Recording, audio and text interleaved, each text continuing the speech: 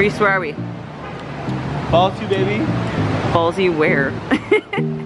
Fallsview in Niagara Falls. Is that why it's called Fallsview? No, it's called Fallsview because we're looking at streets. But like, is there only one Fallsview casino ever? And this is it? Well, that would make sense, right?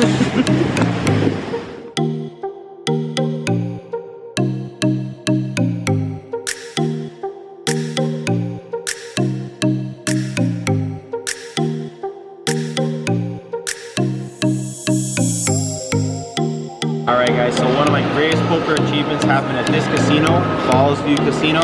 It was about 2.5, maybe 3 years ago. Take a look inside.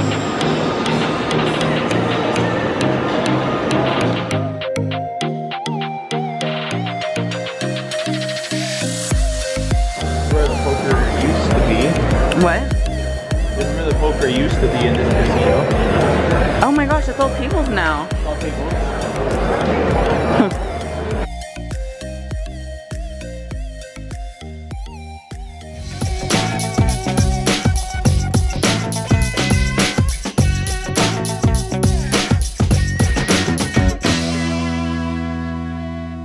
Hey guys, welcome back for video number 4 of 5 of the Vloggerinparadise series that I'm doing. This week's video is going to be just talking about one of my greatest poker achievements, something that I'm really proud of. We're going to be talking about 2 different scenarios that I've kind of had pretty good achievements in, or what I deem to be pretty decent. The first one we're going to talk about is the tournament achievement, and the second one is going to be a cash game achievement.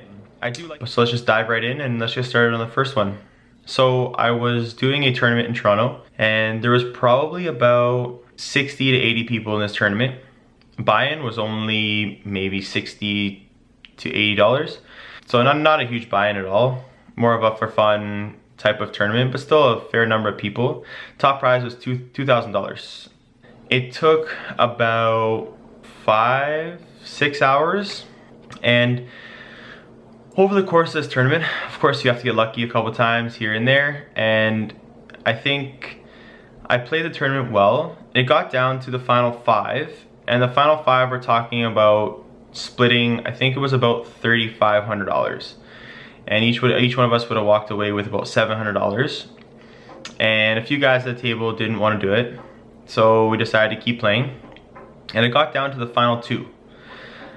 First place was $2,000, and second place got a seat to WPT in Montreal. And the gentleman who I was up against wanted the cash and wanted to take the tournament seat. So, I mean, obviously he wanted both, but that wasn't gonna happen. So he proposed that being the chip leader, he would get the $1,000 and the poker tournament, and I would get $1,000. And me being the heads up person, anyone who knows me knows that I love heads up.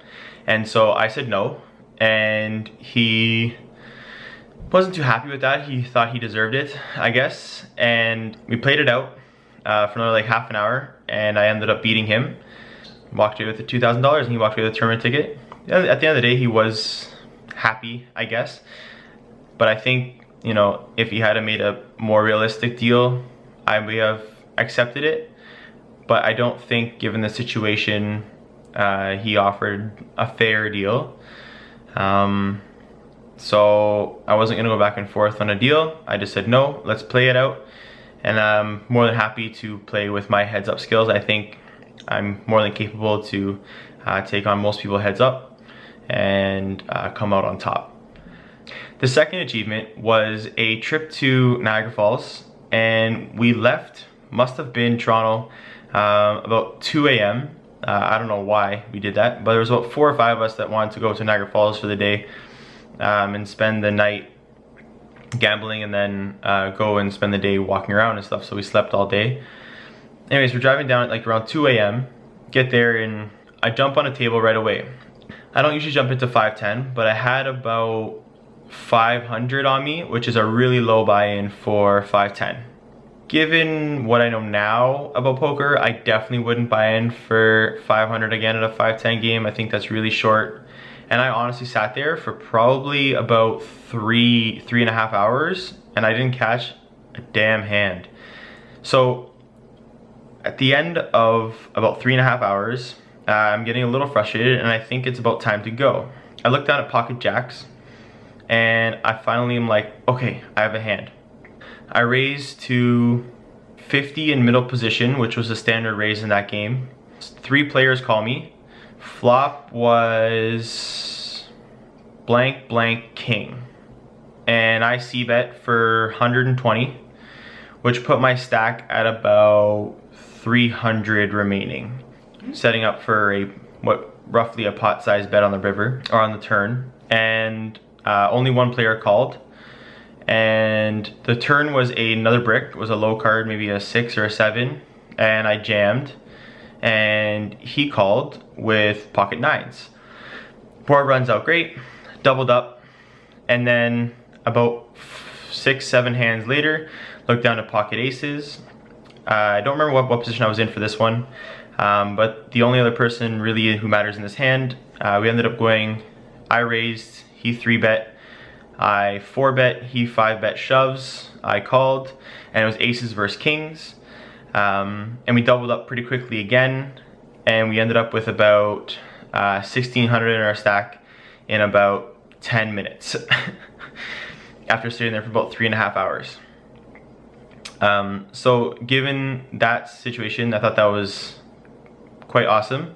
And then we were playing for a little while longer and ran into aces versus queens again, where I had aces.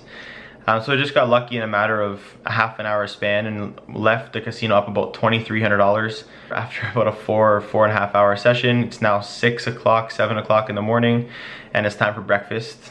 I decided to treat myself to a Michael Kors watch that day when we went shopping. Just a lot of fun. And yeah, so those are my 2 kind of fun poker achievements. I think both of them are, you know, nothing too crazy. That's kind of being honest, and that's kind of what my two big achievements are. I think I've played a bunch of sessions where I've won in between 800 and 1200, 1300, but never 2300, I think it was, that I left up in a matter of, you know, a couple hours, which was super. Anyways, thank you guys for watching video number 4 of the Vlogger in Paradise series, and we'll be back for video number 5 very shortly. Hopefully we'll record it the next couple days and get it posted early next week.